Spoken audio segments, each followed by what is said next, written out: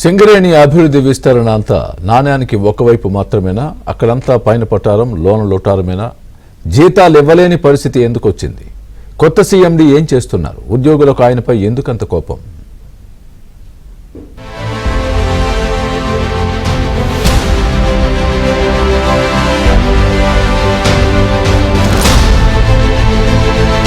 సింగరేణి సంస్థ ప్రతి ఏటా వేల కోట్ల రూపాయల లాభాలు గడిస్తున్నా చేతిలో చిల్లి గవ్వలేక తల్లడిల్లుతోంది. ప్రతి నెల 40,716 మంది ఉద్యోగులకు జీతాలివ్వాలంటే బ్యాంకుల నుంచి ఓవర్ డ్రాఫ్ట్ పై అప్పు తీసుకుంటోంది.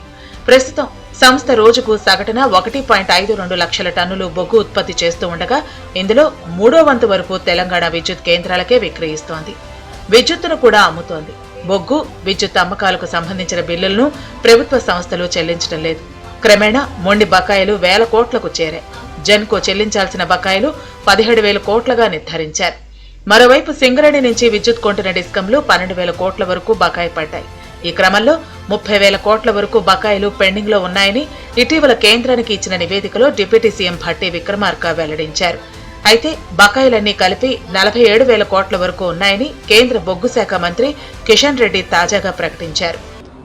సోలార్ ప్రాజెక్టులు, అదేవిధంగా థర్మల్ పవర్ ప్రాజెక్టులు తీసుకొస్తామంటున్నారు. వేరే రంగాల్లోకి వెళ్ళి మెటల్ కోసం ప్రయత్నం చేస్తాం, బంగారు గనులకు వెళ్తాం, రాగి గనులకు వెళ్తామని చెబుతున్నారు. విదేశాల్లో కూడా గనులు తీసుకుంటామంటున్నారు. ఇవన్నీ చేయడానికి అసలు పెట్టుబడి ఎక్కడ ఉంది? ఇప్పుడు సింగరేణిలో మనకు బొగ్గు రావాలంటే, బొగ్గు ప్రొడక్షన్ కావాలంటే ఓపెన్ కాస్ట్లలో డంపర్లు, డోజర్లు కావాలి. అవి కొనటానికే డబ్బులు లేక ఇప్పటికే పాత డోజర్లని రిపేర్ చేసి నడిపిస్తున్నారు. అందుకనే రావాల్సినంత టార్గెట్ రావట్లేదు. ఇంకొక పక్క అండర్గ్రౌండ్లో ఎస్జీఎలతో ప్రొడక్షన్ ఇస్తాం. ఎస్జీఎల్ లేక సర్వే ఆఫ్ అయిపోయి దాని జీవితకాలం అయిపోయిన ఎస్జీఎలతో ప్రొడక్షన్ ఇస్తున్నారు. దానివల్ల కంపెనీలో కార్మికుల మీద పనిభారం పడుతుంది. మరోవైపు సౌర, పవన, జల విద్యుత్ శక్తి పెరిగి బొగ్గుకు డిమాండ్ పడిపోతోంది. సింగరేణి బొగ్గు ధరలు అధికంగా ఉంటున్నాయన్న సాకుతో పరిశ్రమలు వెనక్కి వెళుతున్నాయి. దీంతో బొగ్గు ధరలు తగ్గించి సంస్థ ఇబ్బంది పడుతోంది. 2023-24లో సంస్థ 6.90 కోట్ల టన్నుల బొగ్గును రవాణా చేయగా మరుసటి ఏడాది 38 లక్షల టన్నులు తగ్గి టర్నోవర్ పడిపోయింది. కార్మికులు పూర్తి స్థాయిలో పనిచేయకపోవడం కూడా ఉత్పత్తి తగ్గడానికి మరో కారణం. ఉదాహరణకు 2018-19లో ఒక ఉద్యోగి పనిచేసే రోజువారీ షిఫ్ట్లో సగటున 6.23 టన్నుల బొగ్గును ఉత్పత్తి చేయగా 2024-25 కల్లా అది 5.41 టన్నులకు పడిపోయింది. దీంతో సింగరేణి భవిష్యత్తుపై ఆందోళన వ్యక్తమవుతోంది. ఈ నేపథ్యంలో సంస్థ ఇన్ఛార్జి చైర్మన్, మేనేజింగ్ డైరెక్టర్గా దేవరకొండ కృష్ణ భాస్కర్ ఇటీవల బాధ్యతలు స్వీకరించారు. వచ్చి రావడంతోనే ఆయన పొదుపుపై దృష్టి పెట్టారు. ఆవిర్భావ దినోత్సవ వేడుకల నిర్వహణ నిధుల్లో కోత విధించి విమర్శల పాలయ్యారు.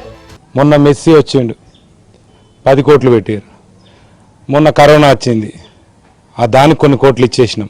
ప్రతిదానికి సింగరేణి నుండి డబ్బులు కావాలి. కానీ సింగరేణి పండుగ మేము కార్మికులు అందరం కలిసి ఎంతో ఆనందంగా ఫ్యామిలీలు అందరం కలిసి ఒకసారి మీరు వెళ్ళి ఒకసారి చూడండి సింగరేణి ఎట్లా జరుగుతుంది, ఎంత అట్టహాసంగా జరుగుతుంది. ఫ్యామిలీస్ అందరం, పిల్లలు, జల్లెలు అందరం కలిసి వెళ్తాం.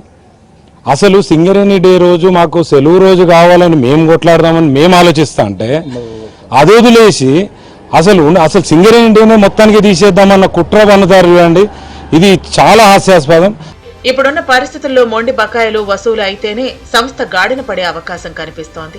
అలాగే విలువైన యంత్రాల కొనుగోళ్లు, అమ్మకాలు, కాంట్రాక్టుల కేటాయింపు తదితర అంతర్గత అవినీతికి అడ్డుకట్ట వేయకపోతే అధోగతి పాలయ్యేలా ఉంది. రాజకీయ జోక్యం తగ్గకుంటే ఖాయిలా పట్టం ఖాయమన్న అభిప్రాయాలు వ్యక్తమవుతున్నాయి. మరి కొత్త ఇన్ఛార్జి సీఎండీ కృష్ణ భాస్కర్ ఈ విషయంలో ఎలాంటి చొరవ తీసుకుంటారో చూడాలి.